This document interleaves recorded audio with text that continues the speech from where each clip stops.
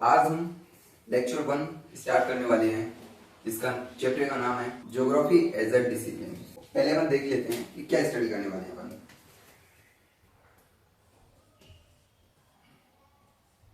Geography as a discipline, ये chapter नहीं है। एंड इस चैप्टर से हम क्या स्टडी करेंगे वो चीज हम देखते हैं। तो first of all geography,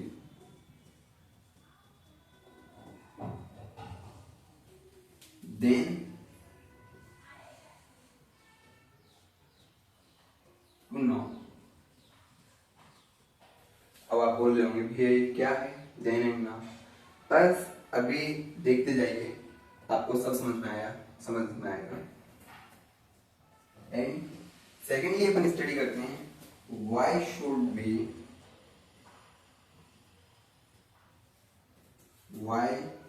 B study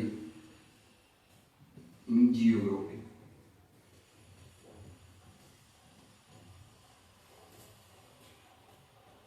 इसमें अपन स्टडी करेंगे why should be study geography, हमें क्यों ज्योग्राफी की स्टडी करनी चाहिए। थर्डली हम करेंगे व्हाट इज जियोग्राफी। ये सब क्वेश्चनों के आंसर अपन को मिलने वाले हैं, ये सब अपन पढ़ेंगे इस चैप्टर में। What is geography. नेक्स्ट फिर अपन को पढ़ना होगा three sets of questions.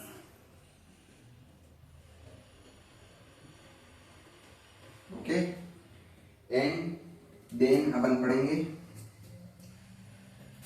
Geography as a integrated science.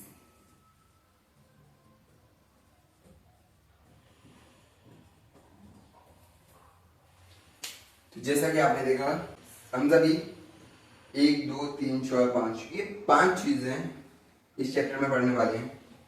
And जो बाकी बची हुई चीजें हैं वो अपन लेक्चर 2 में कवर करेंगे। तो अपन इसको समझने का ट्राई करते हैं कि ज्योग्राफी देन एंड नाउ क्या है। तो आप अभी तक क्लास 10th में थे, आपने ज्योग्राफी को एक सोशल साइंस का कंपोनेंट सब्जेक्ट के रूप में स्टडी किया था, लेकिन आप क्लास 11th में आ चुके हैं। तो अब आप geography as a specific subject के फॉर्म में स्टडी करेंगे। तो उसमें एक बात बताइए, जब आप किसी फैमिली की स्टडी करते हैं तो आप पर्टिकुलरली किसी भी पर्सन की स्टडी बहुत कम वे में करते हैं, लेकिन जब आप पर्टिकुलरली पर्सन की स्टडी करेंगे तो आपको ज्यादा नॉलेज मिलेगी, ज्यादा अंडरस्टैंडिंग होगी उसके लिए। तो ऐसे ही जब अपन एक स्पेसिफिक सब्जेक्ट के रूप में ज्योग्राफी की स्टडी करेंगे तो उसमें अपन क्या स्टडी करेंगे। तो जैसा कि एक चीज आपने नोटिस करी होगी, ज्योग्राफिकल नेचर के जो फिनोमेना है उनसे आप अवेयर होंगे। Different parts of world like as volcanoes, earthquake, tsunami, ये सारी चीजें आप देखते होंगे, आप न्यूज़पेपर में पढ़ते होंगे, तो इन सारी चीजों से अवेयर होंगे। तो इससे आपको फर्स्ट हेडलाइन क्लियर हुआ होगा कि ज्योग्राफी देन एंड नाउ, ये चीज क्यों बोली थी मैंने। तो यानी कि आप लोग 10th क्लास तक as a component social science component subject के फॉर्म में ज्योग्राफी को स्टडी किया था, एंड नाउ आप एक स्पेसिफिक सब्जेक्ट के फॉर्म में स्टडी करोगे। तो अपन सेकेंडली टॉपिक पे चलते हैं कि why should be study in geography. एक बात बताइए, हमें क्यों, इसमें क्वेश्चन है heading why should be study in geography, हमें ज्योग्राफी की स्टडी क्यों करनी चाहिए। एक बात बताइए आप हमें कि हमें किसी भी चीज की स्टडी क्यों करनी चाहिए। अगर हम एग्जाम पर्सपेक्टिव से इस चीज को हटा रहे हैं, तो जैसे कि कुछ चीजें होती हैं जिनको हम लोग स्टडी करते हैं, तो वो क्यों करते हैं। यानी कि जैसे कि अपन कंप्यूटर चलाना सीखते हैं एंड कुछ भी खेलना, क्रिकेट खेलते हैं, तो ये अपन क्यों करते हैं। पहली चीज तो उसकी हमारी लाइफ में इंपॉर्टेंस क्या है, हमारी लाइफ में कितनी इंपॉर्टेंस है, इसलिए उस चीज की स्टडी करते हैं। और वो चीज हमारी लाइफ को कितना इफेक्ट करेगी, यानी इम्पोर्टेंस कितनी है हमारी लाइफ में उस चीज की। जैसे कि कोई इसी चीज में, क्रिकेट में हमारा इंटरेस्ट है तो उसकी इंपॉर्टेंस हमारे लिए हाईली होगी। या फिर हो सकता है कि हमें अपनी स्किल्स को बढ़ाना है तो हम कंप्यूटर रन करना सीख रहे होंगे, तो ये इंपॉर्टेंस हो गई। एंड वो चीज हमारी लाइफ को कितना इफेक्ट कर रही है। हो सकता है कि आप उस चीज को स्टडी नहीं करना चाहते हैं, बट वो आपकी लाइफ को इफेक्ट कर रही है। जैसे कोई बंदा आपको बाहर से आके पीटने लगे तो आप क्या करोगे, पहले उसे जानोगे तो कि वो क्यों पीट रहा है। Why should be study in geography. एक बात बताइए, फर्स्ट ऑफ ऑल आप सभी लोग जानते हैं कि वी लिव ऑन अर्थ। हम कहां पर रहते हैं, अर्थ पर रहते हैं। एंड अदर स्पीसीज भी अर्थ पर रहते हैं।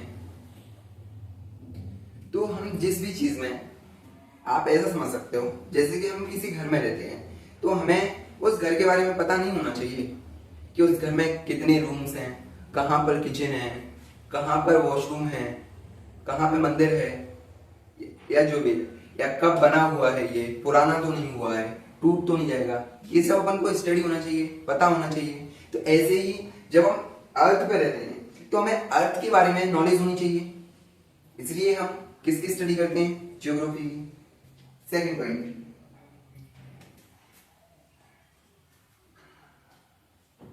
अफेक्टेड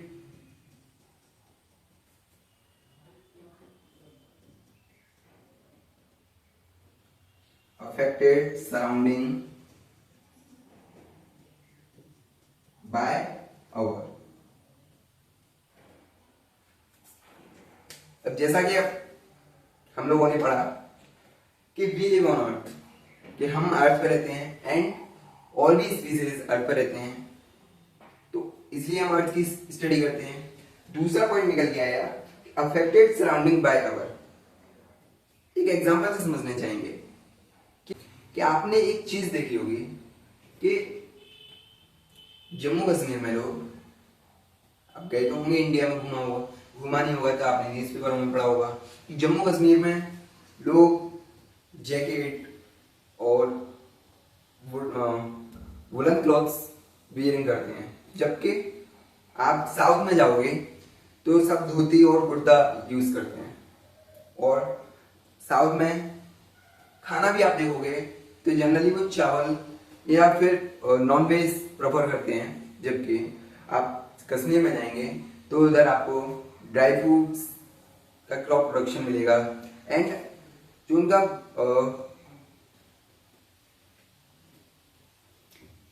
फूड भी होगा वो डिफरेंस होगा comparison to southern India.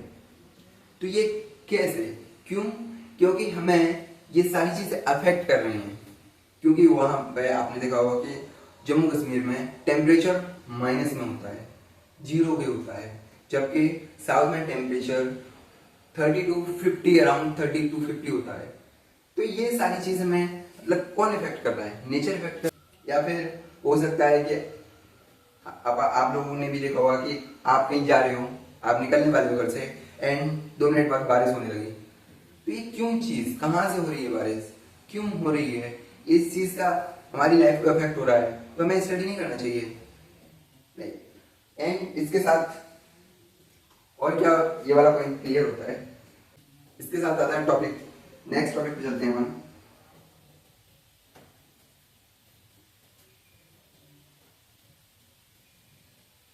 We dependency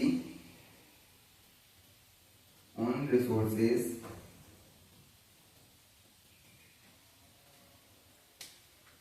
आपने एक चीज देखी होगी कि आप आज इतने बड़े हो गए हैं, क्या बिना रिसोर्सेज के लाइफ को जीना इजी है या फिर पॉसिबल है?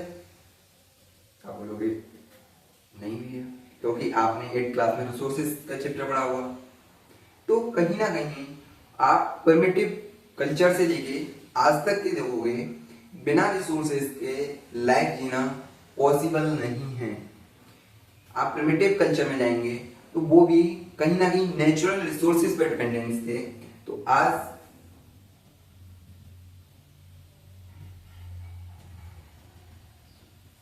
कहीं ना कहीं हमारी डिपेंडेंसी रिसोर्सेज पे है। तो क्या हमें अर्थ के रिसोर्सेज के बारे में स्टडी नहीं करनी चाहिए? बिल्कुल करनी चाहिए। कहाँ पे हम रह सकते हैं, क्या चीज़ हमको मिल सकती है। हो सकता है कि आज जो हम इतने रिसोर्सेज से जी रहे हैं, क्या पता और ज़्यादा रिसोर्सेज हो जाएं और अच्छी कंफर्टेबल हो जाए अपनी लाइफ। तो इसलिए हम स्टडी करते हैं। एक ज्योग्राफी के स्टूडेंट को हमेशा क्यूरियस होना चाहिए और इन सब चीज़ों को आज अपन इतना आसानी से देख पा रहे हैं, सुन पा रहे हैं या स्टडी कर पा रहे हैं, तो वो किसकी वजह से है? ये आप मॉडर्न साइंटिफिक टेक्निक्स की वजह से। ज्योग्राफी में जैसे कि आप कहीं पर भी जा रहे हैं तो आप उस जगह को नहीं जानते हैं तो आप तुरंत मैप खोल लेते हैं। तो मैप किस पे काम कर रहा है, किस एप्लीकेशन पे काम कर रहा है? तो जीआईएस।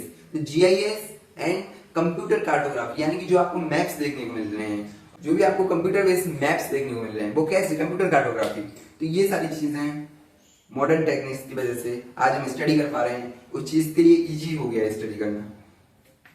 एंड इसके साथ ही अपना टॉपिक कंप्लीट होता है कि why should we study in geography. तो हमें क्यों स्टडी करनी चाहिए?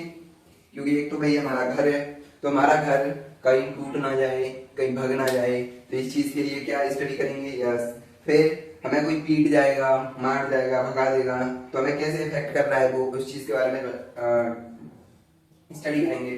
B dependency on resources. अब हमें रिसोर्सेज कहाँ से मिलेंगे, हम कैसे अपनी लाइफ एक्सटेंड कर पाएंगे, एक्सपेंड कर पाएंगे, तो वो सब चीजें इसलिए हम स्टडी करते हैं ज्योग्राफी के बारे में। इसके साथ ही ये टॉपिक भी कंप्लीट होता है। क्या अभी दो क्लियर हो चुके हैं। एंड थर्ड पे आते हैं, व्हाट इज ज्योग्राफी? क्या है वर्ड ज्योग्राफी? अब किसी भी सब्जेक्ट को स्टडी करेंगे तो उसका मीन्स क्या होता है, कहाँ से आया है, इस चीज को पहले अपन स्टडी करते हैं। तो ये ग्रीक स्कॉलर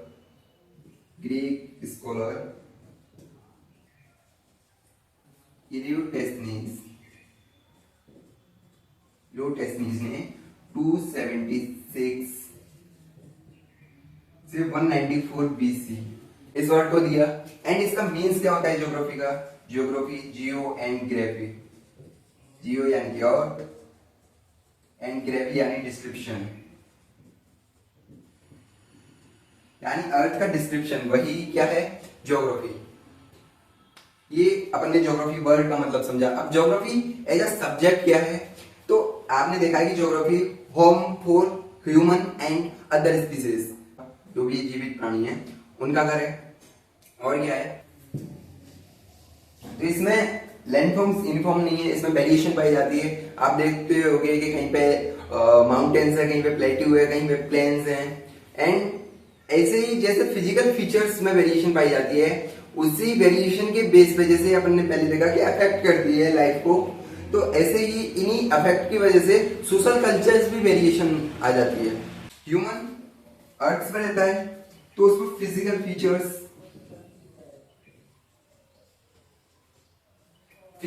मिलते हैं।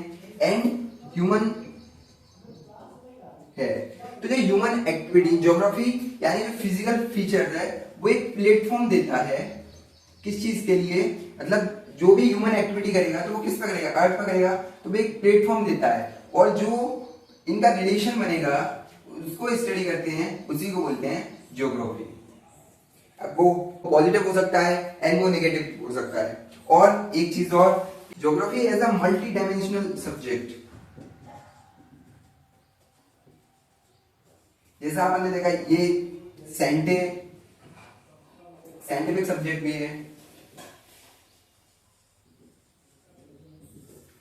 क्योंकि इसको एक साइंटिफिक सब्जेक्ट के फॉर्म में स्टडी करते हैं, इसलिए एक साइंटिफिक सब्जेक्ट भी है। एंड इसके काफी सारे एलाइड सब्जेक्ट भी हैं। तो इसके साथ ये व्हाट इज ज्योग्राफी भी कंप्लीट होता है कि क्या है ज्योग्राफी, अपन ने स्टडी किया। एंड थर्ड, ये 3 सेट्स ऑफ क्वेश्चंस। क्या है 3 sets of question? Geography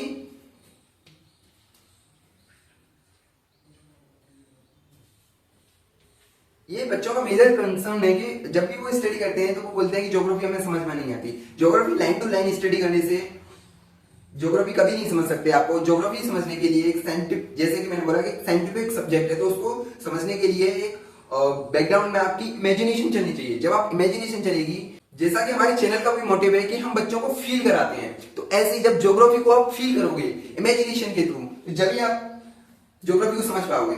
geography क्या बोलती है, जब भी आप स्टडी करोगे ज्योग्राफी 3 क्वेश्चन पूछती है। व्हाट, यानी कि ज्योग्राफी जब आप स्टडी करोगे तो आपको इस क्वेश्चन का आंसर मिलेगा। फर्स्टली टू व्हाट, वो चीज क्या है, एंड वेयर, उसकी लोकेशन क्या है। एग्जाम्पल फॉर, अगर आप हिमालय की स्टडी कर रहे हो तो पहले आपको पैरा में लिखा होगा कि Himalaya is a fold mountain या यंगेस्ट फोल्ड माउंटेन, तो ये क्या है माउंटेन, व्हाट, इस चीज से। फिर आपको उसकी लोकेशन पता होगी कि वो कहां से कहां तक फैला हुआ है, इसमें लोकेशन पता चलेगी। जब ये दोनों चीजें अपन को फाइंड आउट हो जाती हैं, तब उसके बाद तीसरा क्वेश्चन वाई। वाई में अपन क्या स्टडी करते हैं, किस किस प्रोसेस से फॉर्मेशन हुआ है, इसका प्रोसेस ऑफ फॉर्मेशन, उसकी स्टडी करते हैं कि किस प्रोसेस से फॉर्मेशन हुआ है, एंड उसके कॉजेस क्या हैं, क्या कारण है उसके फॉर्मेशन के, ये स्टडी करते हैं। इसके साथ ये भी अपना पॉइंट कंप्लीट होता है और अपन चलते हैं geography as a integrated science. तो अब जब आप स्टडी करोगे तो उसमें एक आपको लाइन मिलेगी, डिसिप्लिन ऑफ सिंथेसिस। इस हेडिंग में आप जब स्टडी करोगे इस पैराग्राफ में, तो आपको लाइन मिलेगी डिसिप्लिन ऑफ सिंथेसिस, यानी कि इसका एक्चुअली मीन्स होता है, तो ज्योग्राफी में ये बहुत ही ज्यादा इंपॉर्टेंट है। इस ज्योग्राफी को एक्चुअली किसी भी साइंटिफिक सब्जेक्ट से जितनी उसको नॉलेज नीड है, क्या है उसको नीड है, वो उतना एक्वायर करके अपना सब्जेक्ट बनाता है। जैसे कि अगर उसे यूनिवर्स के बारे में जानना है तो वह एस्ट्रोनॉमी से उन सारे डेटा को कलेक्ट करेगा, एंड जब उसे इंटीरियर ऑफ द अर्थ के बारे में जानना है तो वह जियोलॉजी से डेटा प्राप्त करेगा, एंड जब उसे पेड़ पौधों के बारे में जानना है तो वो बॉटनी से करेगा।